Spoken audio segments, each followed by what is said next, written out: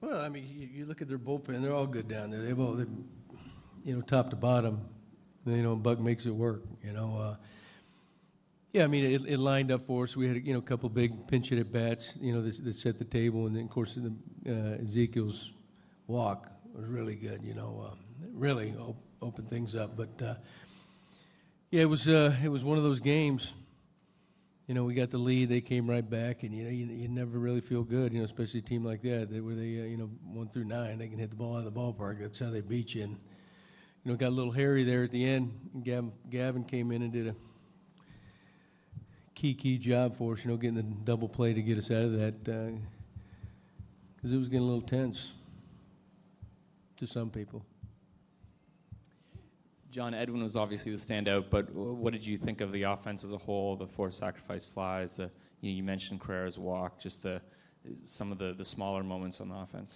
Yeah, I thought we had a really good day offensively. Like you said, I thought we made those guys work. The situational hitting was very good. with the sac flies and things like that. And then Eddie with the home runs and Michael again as well. And because you got to score. He's going to have to score runs to beat those guys over there. And we did that today. And I thought Happ did a hell of a job. They came back to tie it, but he held them in check late. It was just a good all-around team win today. A lot of good things.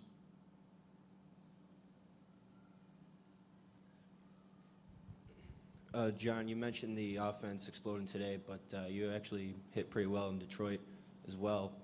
Is this kind of the point in the season where you're starting to see the hitting with runners in scoring position improve and home runs also increase as well? Well, you hope so. I mean, naturally, our hitting with runners in scoring positions got to come up. We're better than that.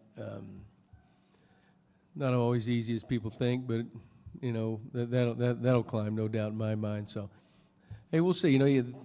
When you start playing with the roof open, it gets a little hotter around here. Balls have a tendency to go a little bit farther and things like that, and that's always good for us. So it's good to get a win with a couple key guys out of the lineup too. So, tremendous day, and we played good this whole series. Really been on the last couple weeks. We've been playing good baseball. The sky is not falling, but good game today. Gibby, is there anything that you've noticed about Encarnacion that's allowed him to kind of heat up here? No, I don't. You know what? I don't notice anything different about Eddie. We've seen him do what he did today, and of course, last night many times.